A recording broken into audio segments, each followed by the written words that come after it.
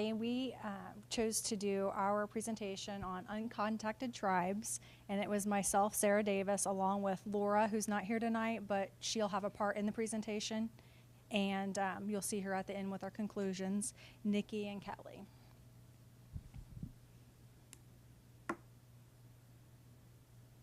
I'm going to start by talking about who they are. So I'm not sure if everybody's familiar with what uncontacted tribes are, but basically those are the tribes that we saw kind of in the video that that was shown, The Gods Must Be Crazy. And it was where there's a group of people, like a tribe, in a part of the world that it doesn't have any contact with the rest of the world. And these people are, a lot of times they're called just Indians or isolated people or people from lost tribes. And I'm going to go over some of their issues and problems that they're having and talk a little bit about how technology could help them or hurt them depending on whether we use that. As you know from the class, anytime you introduce a new technology, it often tests our ethics and our morals. So that's kind of what we want you guys to be thinking about as we're talking about their cultures and their situation. Would the technology that we could use to help them, would it actually help them, or would it in turn hurt them? Just to tell you a little bit about the different kinds of tribes, each tribe located in different areas have their own kinds of cultures, their own kinds of traditions. They eat different things, they wear different things, but they all have traditions that are passed down from one to the other. Since they don't have any contact with anybody else, it's just basically what they've learned, and then it just passes down generation through generation. There's nobody to tell them that what they're doing is wrong or to show them a different way. Most of them are nomads, which means they move from place to place based on their seasons. And if it's cold, or if the water's high, then they move away from the water. If the water's low, then they can use that to get food, to fish off the land, or if the sand is where they can see the sand, then they can hunt and do different things like that. The roles of the men and the women are different in tribes. The women traditionally are the labor. They do most of the manual labor, and they take care of the children. They're the ones that would carry water if they lived far away from where their water source was. The men would be the ones to do things with the weapons, to kill the meat, to take care of breeding if they were breeding animals, to live off of that. As far as clothing, they wear basically what they can get from the land, so different types of skins and stuff is what they would use. And then for some of their cultures are different with marriage as well. Some of the children marry very young based on whether they're like their parents. If their culture says you marry at 8, then that's kind of what they do, whether they want to or not. And they often have to marry their cousin is who it would be. So that's a little bit different than what we would traditionally do as well. One of the ways that you can tell with some of the tribes, their social status or different things like that is their hair. And some of the tribes, if you wear your hair, like the men would wear their hair a certain way if they were married, or a certain way if they were single, and that was just one of the ways they can tell. All of the different tribes had different ways of doing this, and I haven't been going through my... Okay. And I'm going to pass it on. It's not flipping here.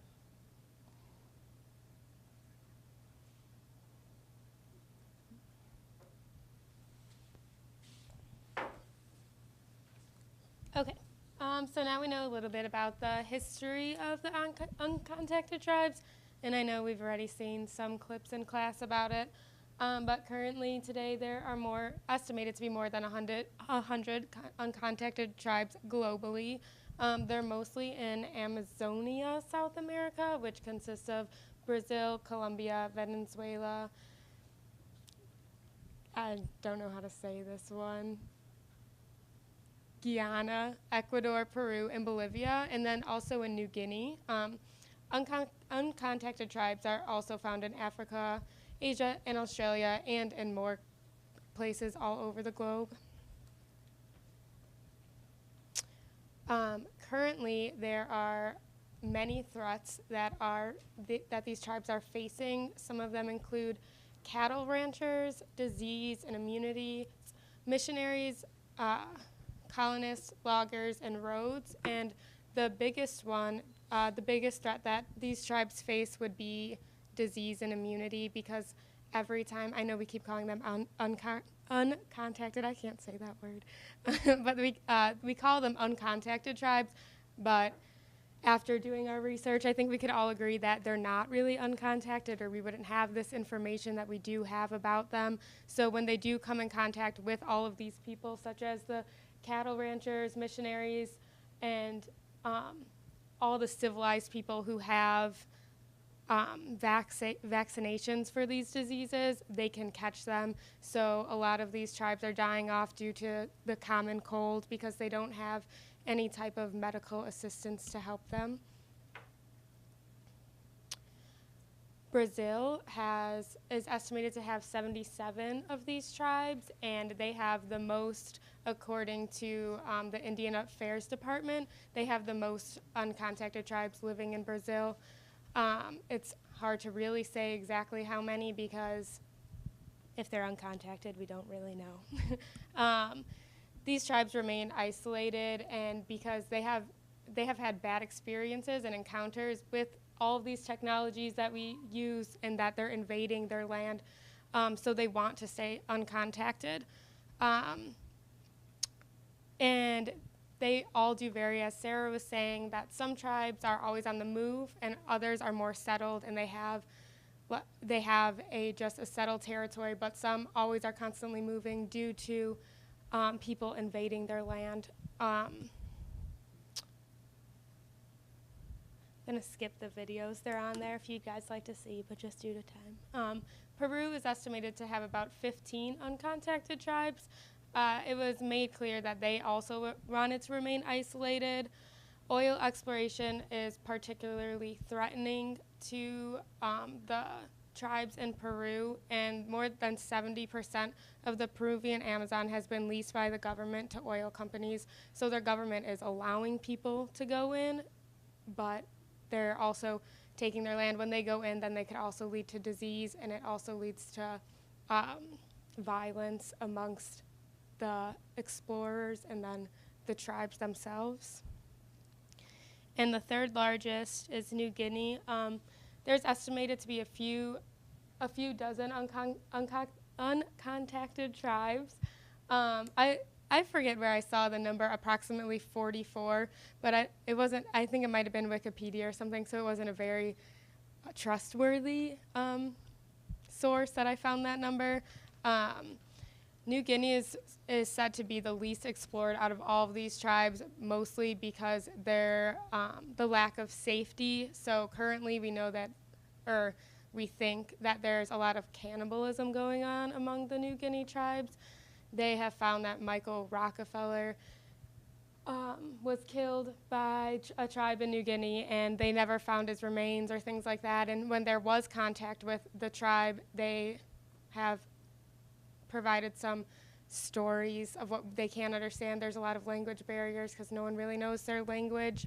But they were accused of cannibalism, and due to the death of Michael Rockefeller. And then also the tribes in New Guinea, they live in trees or really high raised houses to stay safe from other tribes because they are so violent in New Guinea. Thank you. And I think that it's an important distinction as we talk about uncontacted tribes, sort of to explain what that means. As we're giving a presentation, we are talking a lot about statistics and figures, and how can these people be uncontacted, and yet we have all this information. For my section, what does the future hold? This is something that concerns me a great deal. If we know where they are and we know what they're doing, then I think it's only really a matter of time before they are going to be contacted. But what constitutes uncontacted is that they resist interaction with the modern world. They don't choose to be contacted. And many of them, in fact, haven't been. They're monitored from a distance. One thing that I found out about the Peru tribe, which I'll be talking about, that's on the Brazil-Peru border, is that actually they've been filmed at a distance for decades. And they just use long shot cameras or whatever those are called. And they did kind of keep track of their numbers and their movements and such.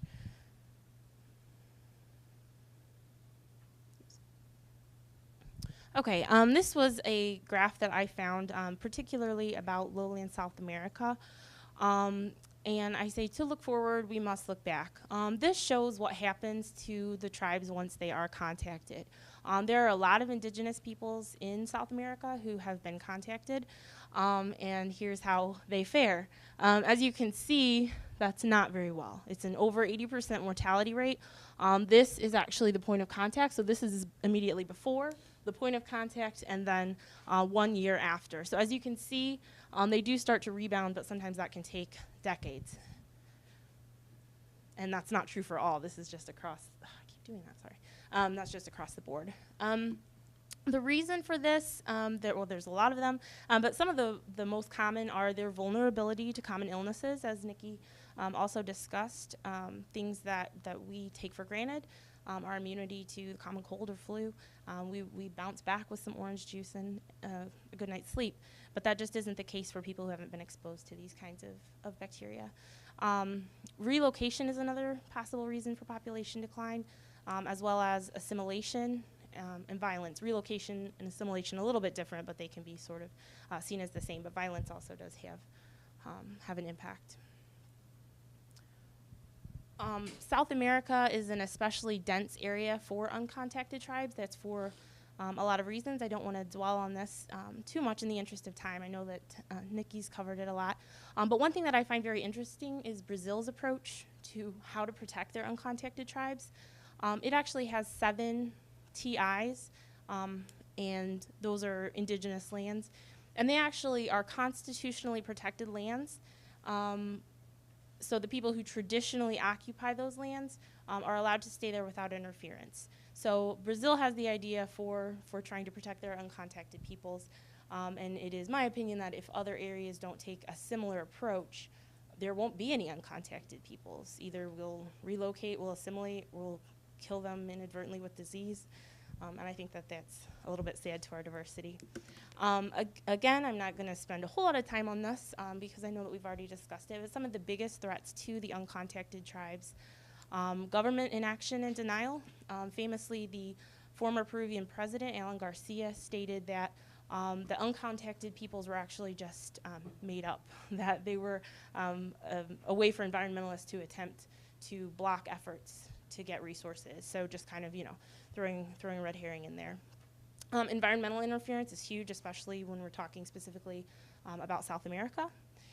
Logging, deforestation. I found in a National Geographic article that during the past 40 years, 20% of the Amazon rainforest has been cut down. So that's pretty alarming, and that is more than in the previous 450 years since European colonization began. So at those rates and with the uncontacted people, we will certainly come into that being a problem. Evangelism is another major threat. It's a little different because people think that they're doing something in the name of goodwill and spreading the Christian gospel, but in fact it can be very dangerous to the people because again their immunities aren't there, and once they're contacted, what are they going to do? They've been exposed.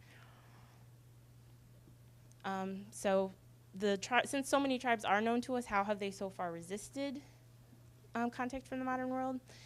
Unfortunately, the answer that I found is violence. Violence is the answer for some of them. The Sentinelese people, they have always greeted outsiders with violence. They shot arrows at a helicopter that was flying over to check on their well-being after the 2004 tsunami. They are known to have killed people who have come onto their island. And at this point, the Indian government has decided they're not going to make any further attempts. And so for them, violence worked. They're a small island, they've defended it, and they're going to be left alone. So that's not a great message. And then the Mashu Piro are also dabbling in the art of violence now. As they're territories are increasingly being intruded upon. They're greeting outsiders with more and more violent actions. So again, looking at this graph, we see what contacting these people can do. A greater than 80% mortality rate across the board is terrible. And so unless we want that to, unless we don't want that diversity in our world, then I guess we will have to look at what it is we'll do to save them. And then Laura Manrique wasn't able to be here, but she did want to leave us with a conclusion. We'll listen to what Laura has to say for a moment, and then we will conclude ourselves. Hi, this is Laura Manrique. I'm sorry I couldn't be there tonight, but I'm lucky to be able to depend on Sarah, Nikki, and Kelly to cover for me in this presentation. Uncontacted tribes are communities who live without significant contact with global civilization.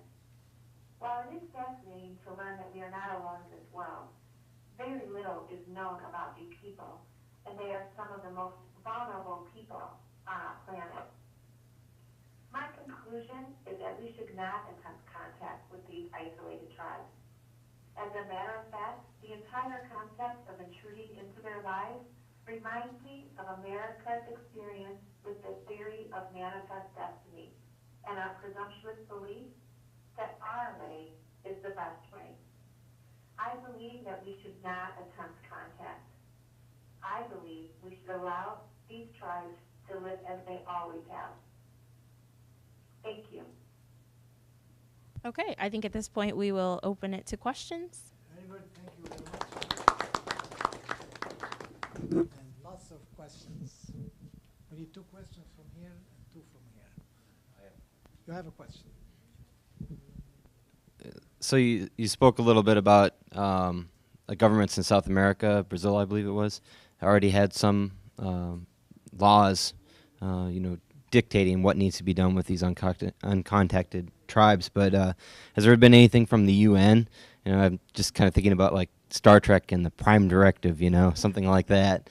Have they had anything? I didn't see anything more than localized bits of legislation. So unfortunately, Brazil was the only one that I came across that had anything at all in place.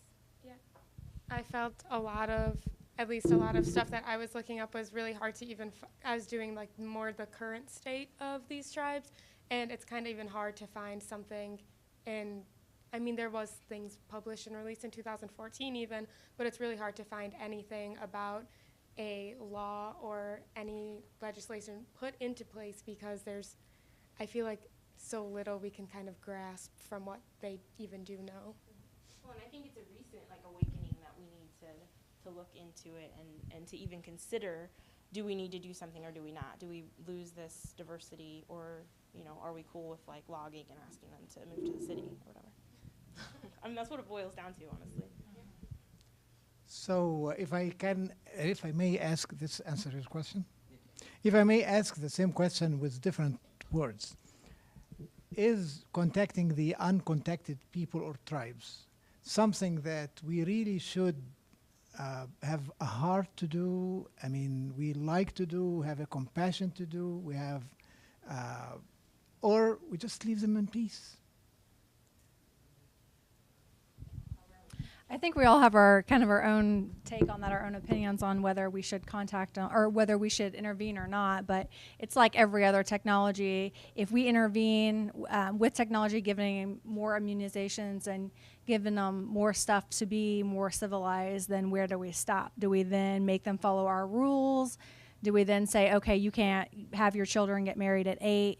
You can't, practice cannibalism. You can't, if we start giving them all of our technology and doing everything in that way, then we'll probably do the same thing with our laws and our traditions. And I think that we overstep our boundaries if we intervene. Just my personal. And if I may, just kind of piggybacking on that a bit, the graph that I found was across the board. So that is actually taking into account the modern medicine, modern conveniences, modern housing, clothing, greater than 80% mortality. That is taking all the good stuff into account. So we are, yes, After contact, greater than 80%. Yeah, taking everything. So, I mean, I guess the thing is, how is that doing them a favor? Yeah, I think in my conclusion, I kind of said they've made it this far, and they've only dwindled down so much because of us and what we've tried to do. So I feel there's instances of just like surveillance and like video, and that's how we can track them and see them without specifically contacting them. But then there is also videos of interviews and things like that with how they have talked to them, and everything kind of proves that when we do come in contact, it doesn't help them at all. It's not beneficial. So far, contacting them was negative. Yes, and even when like a lot of missionaries will they'll build their own village in these areas, and they think they're prepared, but they're not, because they don't even know what to be prepared for. So then they made contact, and then all of the medical issues will arise, and they just weren't prepared to help them in that way. Now,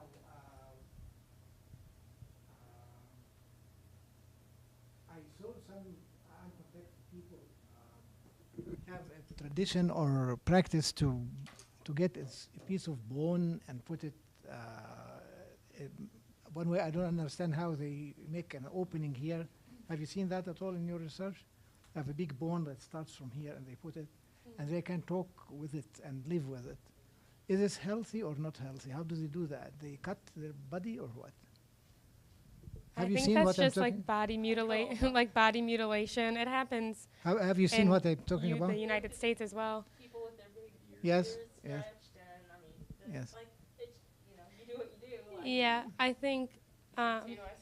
Yeah, I think they do. That is just a cultural thing that they have, that they do, and there's some tribes that do it more than other tribes, and it signifies different things. But also in the United States, there's a lot of people who do self-mutilation and or stretch their ears or do the same thing, and they're living just fine. Okay. Any other questions? Yes, here is a mic. I noticed you said that it was few tribes that are like wanderers, and you know it's a lot of problems when we contacting them. So is there any problems as far as them stumbling to like our lands and?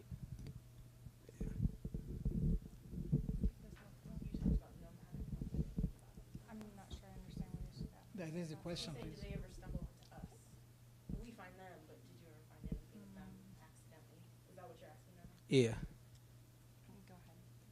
Yeah, I don't. The only thing I saw was them stumbling into each other, not because it's all. I mean, I don't know the measurements of the rainforest or anything, but it's all deep, like in the rainforest of South America's like area, and they do come when they do come in contact with each other. I just saw that there is a lot of violence, but when they come in contact with, if there is missionaries or something, I was reading about, they can hear them coming in a boat or something, approaching the land, and they hide from them. So I mean, that's still not really them coming to us, but Yeah, the only thing I found was the contrary, that they would avoid yeah, they would. contact. Yeah. In the last part, you mentioned that when you do come into contact, that their kind of population decreases. So what happens in the future, like 50, 100 years from now, when our population increases and theirs increases, and we're forced to come in contact? Do you think it needs to be something where we try to integrate with them early on? I mean, I think that eventually that's going to happen. I mean, I would like to say idealistically that they could be left to their own devices to live their life as they always have. I guess with my imagination, I just think, what would it be like if all of a sudden the life you've always lived, somebody comes in and goes, Yeah. I got something better for you. And then, I just can't quite fathom what that would be like. And that's so presumptuous. But I think eventually we'll run out of space. I think eventually the people who want the resources in their lands will get it, or missionaries who are doing outreach work will find them. So I think eventually that's the case. And I think, as is the case with most of Native American people in the U.S., assimilation is survival. I think it's a shame, but I kind of see that as probably pretty likely. I have two questions. One of them is why does it look like we bring germs to them that they are not familiar with, or their body immune system is not familiar? Any research was done to see why we bring or carry something that's harmful to them? Can research help in making us more sanitary or something? More healthy? I mean, I think that's just the way we live. I mean, if we get a little cold, we take medicine. If we get, I mean, the same thing if you take antibiotics all the time, you know, it does something to you. They're used to not taking antibiotics. They're used to living off the land. They, you know, they don't use sunscreen. We do. We put all those chemicals on our body, and they just don't. I mean, they use the oils and stuff off the trees to coat their bodies so that they don't get burned. They use the animal fat to do the same thing. So they're using different, you know, different stuff than we are, and we rely a lot on medicine. We rely a lot on other things that we're putting into our body that's not necessarily natural, and I think that probably has a lot to do with what our ailments are and what theirs are, I guess. Now, germs are all over the place, and cleanliness, and there are some rules that are universal. So if they are drinking from water, like happened in Europe or any place when you have dysentery and other stuff and cholera, so these things will happen regardless of the West or the East or whatever. The microbes are microbes. So if it is polluted water by anything, it will be polluted. So why is it mortality? They live to become 80 years of age, or they die early, or what? We take for granted actually just how healthy we are and how much has been done to our immune systems with living in such close proximity with immunization shots that we get.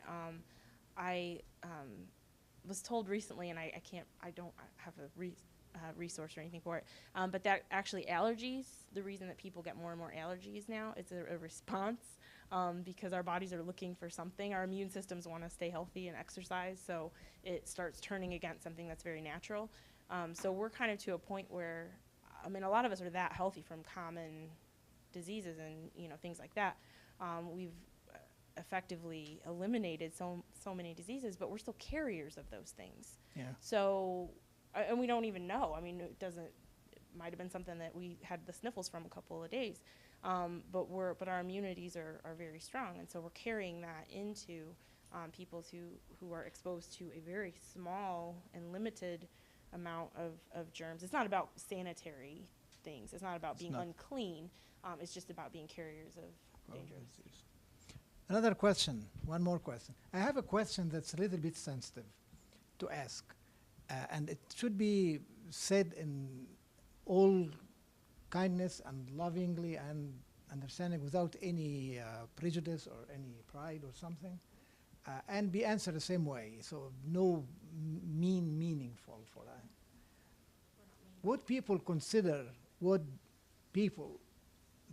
civilized people, consider these uncontacted people, are they human beings? Because there are two questions that will come immediately after this. Are these beings human beings or not?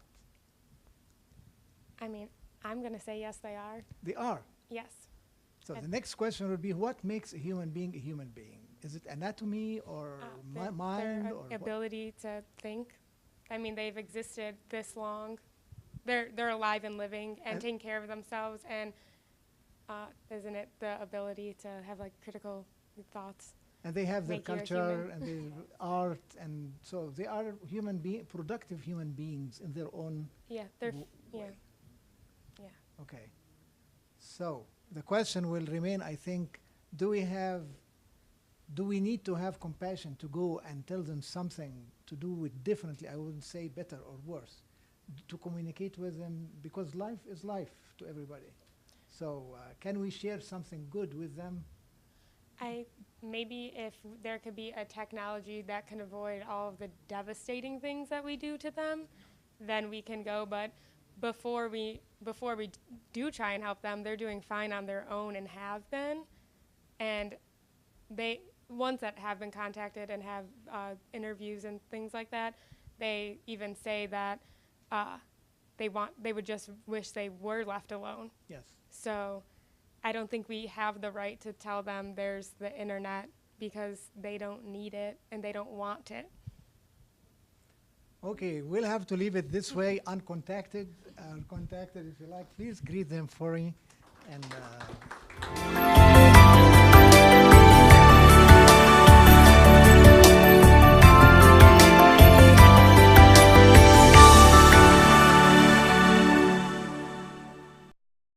Tribes, each tribe located in different areas have their own kinds of cultures, their own kinds of traditions. They eat different things, they wear different things, but they all have traditions that are passed down from one to the other. Since they don't have any contact with anybody else, it's just basically what they've learned, and then it just passes down generation through generation.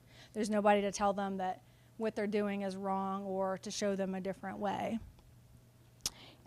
Most of them are nomads, which means they move from place to place based on their seasons, and if it's cold.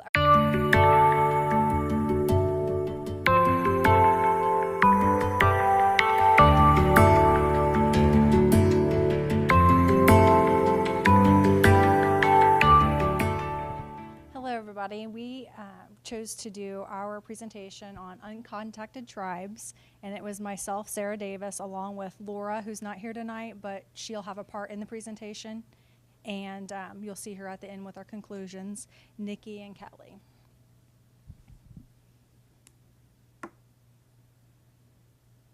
I'm going to start by talking issues and problems that they're having, and talk a little bit about how technology could help them or hurt them, depending on whether we use that.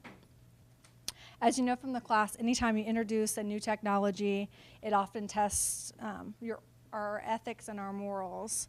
So that's kind of what we want you guys to be thinking about as we're talking about their cultures and their situation.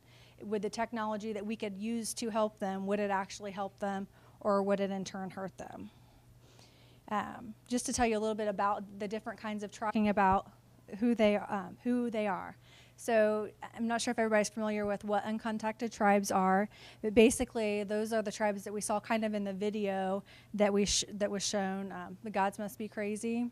And it was where there's a group of people, like a tribe, in a part of the world that it doesn't have any contact with the rest of the world. And these people are, a lot of times they're called just Indians or isolated people or people from lost tribes.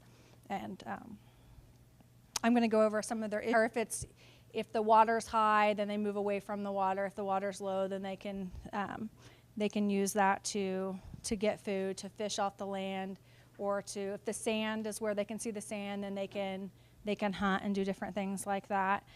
The roles of the men and the women are different in tribes.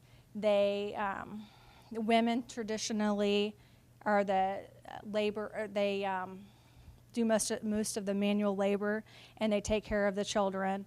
They're the ones that would carry water if they lived far away from where their water source was.